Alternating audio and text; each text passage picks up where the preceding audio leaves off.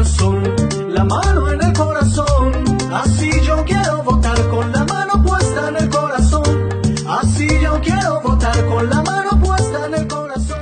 Muy buenos días para todos. Nuestro grupo está conformado por Nicolás García Urdaneta, Sebastián Alejandro Camargo, Santiago Moreno Gómez, Isabela Laforicampo y Valentina Franco. A continuación, haremos la presentación de nuestros resultados a través de este instrumento metodológico y gráfico de nuestro diseño de investigación para la materia de Sistema Político Colombiano de la Escuela de Política y Relaciones Internacionales de la Universidad Sergio Arboleda. Este diseño tiene como objetivo general identificar los factores que se derivan del proceso fallido de paz en 1999 entre el gobierno de Andrés Pastrana y la organización guerrillera FARC hasta el 2002 para la consolidación y puesta en marcha de la política de seguridad democrática en Colombia. A su vez, busca dar respuesta a unos objetivos específicos como, primero, indagar causas, las fallas y anomalías en el proceso de paz de 1999 que condujo a la ruptura de las negociaciones entre el gobierno nacional y las FARC. 2. Analizar los factores externos y la flexibilidad en materia de seguridad de gobierno Pastrana que permitieron la llegada e implementación de la política de seguridad democrática de Álvaro Uribe Vélez. Y 3. Caracterizar la política de seguridad democrática y los factores que llevaron a su consolidación. Teniendo en cuenta lo anterior, decidimos realizar una entrevista a un personaje reconocido por su trayectoria pública intachable, José Obdulio Gaviria, un político de carrera al que le destacamos su gran trayectoria en la política colombiana, sus experiencias, sabiduría y conocimiento de la misma, desde que inició siendo asesor del presidente Álvaro Uribe en la gobernación de Antioquia, pasando a ser asesor presidencial y ser considerado por muchos como el estratega detrás de las ideologías del presidente. Ha sido el fundador del Centro de Pensamiento Primero Colombia, que tiene como fin fomentar la doctrina del uribismo y de la cual muchos de los miembros de este grupo hemos recibido clases. A su vez, recordamos las fuertes críticas y oposición que le hizo al proceso de paz de Santos con las FARC, su paso por la docencia en las universidades como la Autónoma de Latinoamérica, la Universidad del Rosario y la Universidad de los Andes, y hoy en día repite su segundo periodo como senador de la República como credencial del Partido Centro Democrático. La mano en el corazón, la mano en el corazón.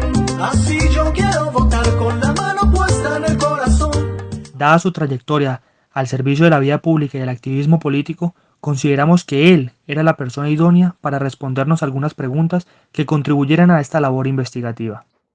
Antes de continuar, quisiéramos preguntarle si nos concede el permiso de que esta pequeña entrevista sea grabada y utilizada como material investigativo para nuestro diseño de investigación de la asignatura de Sistema Político Colombiano. Claro, está muy bien, con mucho gusto y queda absolutamente. Pues basándonos en esto de la FARC, digamos, ¿cómo era la percepción de la ciudadanía y mediante, pues, la percepción mediática frente a la guerrilla en la década de los 90? Y, y ese deseo de la opinión pública por querer tener un proceso de paz. Bueno, Belisario ha dado los primeros elementos, pero sobre todo Samper ha dicho que la guerrilla es inderrotable. Y un titular del Washington Post de abril del 2002, de abril del 2000, de abril de 1998, dijo que en 5 años las FARC estarían gobernando Colombia. Entonces aquí lo que había era una absoluta y total derrota, un derrotismo absoluto, era el ambiente. Y por lo tanto, la votación respecto a Pastrana es una votación de esperanza en un escenario como hagamos esto a ver si eso da resultado y a ver qué pasa. O sea, es una última esperanza. Y por lo tanto, el proceso es acompañado popularmente. Revisen encuestas, yo estoy seguro de que debió ser muy elevado el apoyo hasta muy avanzado, hasta cuando viene el triunfo del presidente. Que el triunfo del presidente Uribe también digamos, se dispara, tiene un detonante muy fuerte, no es la única razón del triunfo del presidente Uribe, Pero el detonante más fuerte es el rompimiento del acuerdo de negociación entre Pastrana y Uribe y las FARC, más o menos debe ser por los lados de diciembre o por noviembre del año 2001. Entonces, senador, acá la siguiente pregunta sería, ¿cómo se vio la coyuntura, cómo se vivió la coyuntura del bochornoso suceso de la silla vacía? ¿Con esto se debilitó la favorabilidad de las FARC y demostró su falta de interés para dejar las armas? ¿En qué nivel quedó la moral del gobierno nacional tras este suceso? Lo de las FARC era agotador porque las FARC iban era por el poder, ellos no iban a la negociación en un pretexto. Muy importante, Fidel Castro. Y les doy este dato que a ustedes los va a sorprender. Fidel Castro realmente interesado en la paz en Colombia. Entonces, comienza el proceso de negociación. Ese proceso tiene su primer espectáculo, que es el de la llamada silla vacía, en la Semana Santa del año 1999. Ese es el primer, la primera bofetada que le da las FARC a Pastrana. Y de ahí en adelante le da bofetadas. Y Pastrana, más o menos en mitad de su gobierno, con un nombre propio, un ministro de defensa de apellido Ramírez, y un acuerdo con los Estados Unidos, Plan Colombia, deciden comenzar a rearmar las Fuerzas Armadas, a reestructurar las Fuerzas Armadas y rearmarlas porque vienen de derrota en derrota. Pero el ambiente con el que termina el gobierno del presidente Samper, que es el que da paso al de Pastrana, es de absoluta derrota y de total desesperanza del pueblo colombiano respecto tanto a paz como a que se le pueda derrotar militarmente. Y los primeros meses del presidente Pastrana es total esperanza de que fructifique el proceso de negociación, como ya había fructificado, y por eso también había antecedentes que generaban cierta confianza, con el EPL, con el M-19, sobre todo con el M-19, y con un pequeño grupito del ELN. Y la verdad es que fue una señal absolutamente desesperanzadora. Además, esa lectura mal hecha de un discurso de cuentas pendientes, de gallinas perdidas y de marranos y de las llamadas causas objetivas, nos dio a quienes de siempre estuvimos en contra por una perspectiva ideológica y política, por lo que decía el presidente Uribe, y se lo decía permanentemente a Pastrana. Él lo llamó al gobierno, el presidente le dijo, escoja ministerio, acompáñeme, ayúdeme en esto.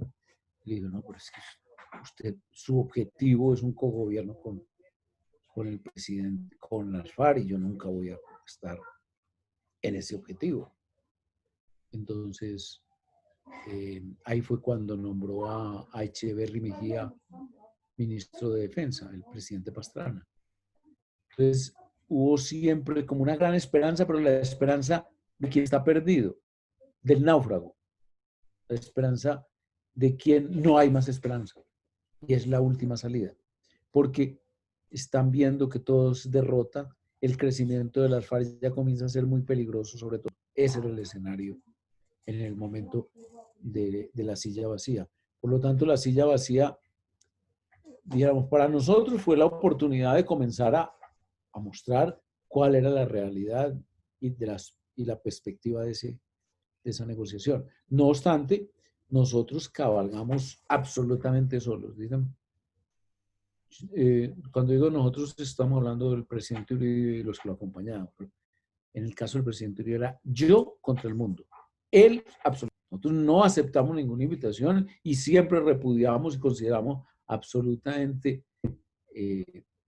absurdas las decisiones del Estado colombiano de enredarse en esa negociación, porque era prácticamente amarrar sus pies y sus manos y no operar.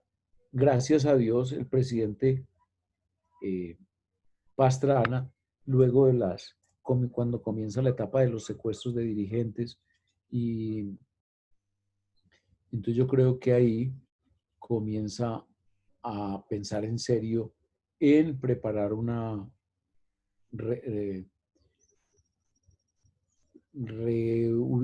recapturar toda la zona de los 44.000 kilómetros entregados para la negociación, más todas esas zonas de narcotráfico que estaban totalmente perdidas. Esa discusión, pero las FARC mismas van demostrando poco a poco que es verdad. Es decir, traicionan todas las concesiones que el presidente Pastrana les hace. Todas. Y, es decir, y si él les da un dedo, ellos se toman la mano, por ejemplo. Estos sectores nunca habían obtenido apoyo popular en ningún caso. Y algún apoyo, no lo voy a negar, algún apoyo sobre todo en las cúpulas sindicales, pero muy producto de la toma propia, muy de ellos, de las organizaciones sociales por parte de los comunistas activos. Pero que si usted iba a la base de los sindicatos, nunca apoyaban esas corrientes de pensamiento y menos esas corrientes políticas. Por eso, esas organizaciones nunca tuvieron un apoyo político, en primer lugar. En segundo lugar, porque su acción siempre fue una acción nada militar, era una acción vandálica, sangrienta y regular, pero estas no eran sanguinarias con decapitaciones, con torturas, con utilización del secuestro, utilización de la barbarie para la financiación, etcétera. Entonces, esas organizaciones nunca habían sido consideradas seriamente organizaciones dignas de un tratamiento político que genera. Y en segundo lugar, porque desde el punto de vista de la teoría,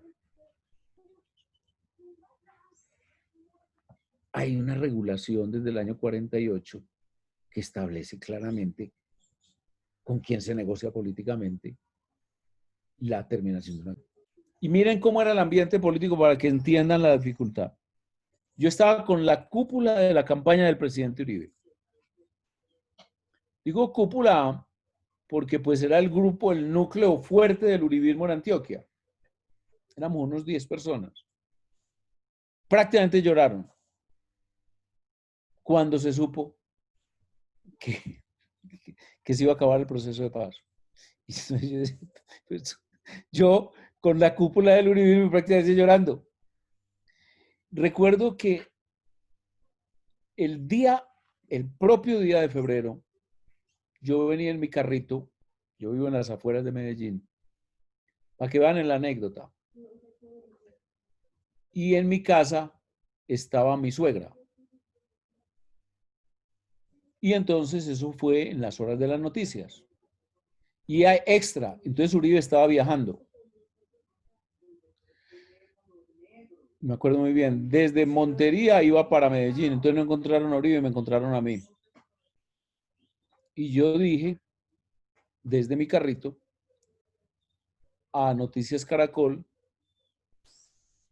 que gracias a Dios se liberaba a Colombia del peligro de un cogobierno, bla, bla, bla, y que ahora sí el Estado a ejercer su función, la función del Estado como correspondía, y que luego un gobierno del presidente Uribe continuara. Y obviamente en el noticiero que estaba todo dedicado al asunto, todos salieron a decir lo contrario, llorando. Liberales, conservadores, la izquierda, pues.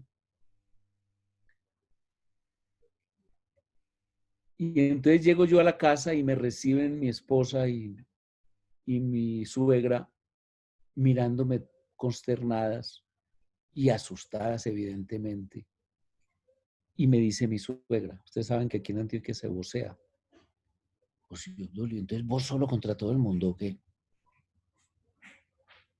O sea, quiere decir que en ese noticiero todo el mundo lloró y se estremeció y dijo que este era el fin del mundo, etcétera, etcétera. Y yo simplemente desde un carro, recuerdo muy bien, sin parar y, o sea, pues tampoco le di la trascendencia a parar aquí a darles declaración histórica de la vida, dije, pues ocurrió lo que tenía que ocurrir, ¿qué más puede hacer el presidente Pastrana?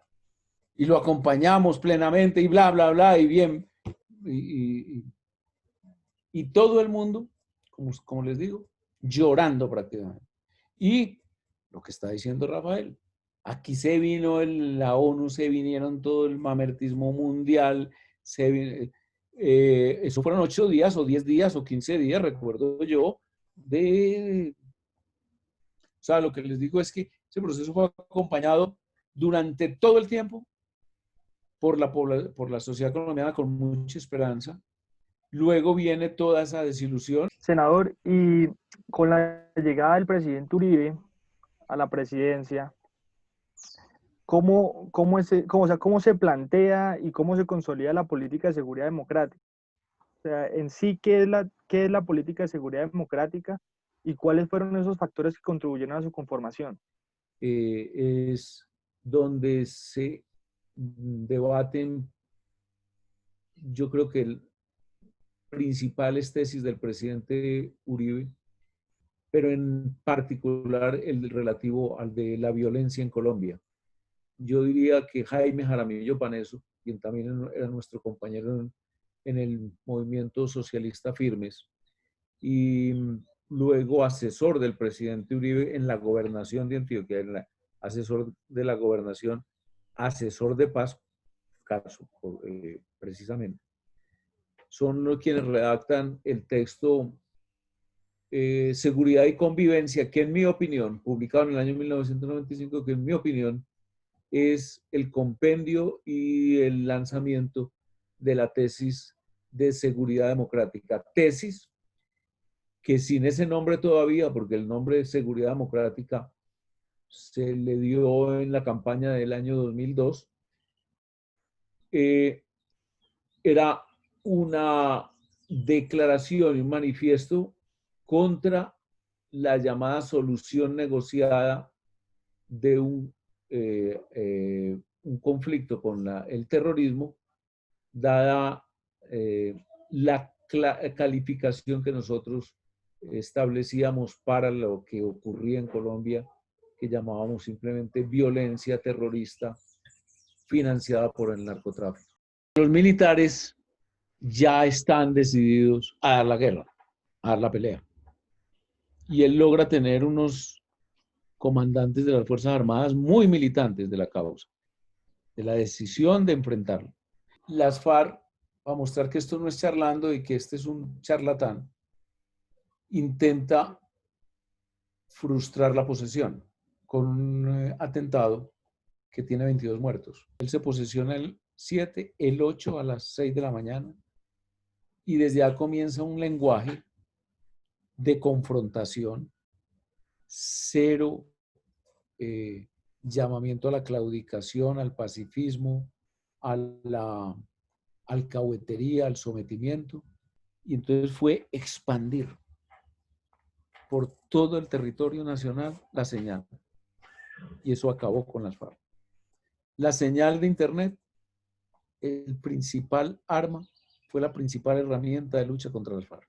Y esos teléfonos todos conectados con una central de cooperación ciudadana, la policía y el ejército, respondiendo de inmediato, respondiendo en el término de la distancia a la llamada.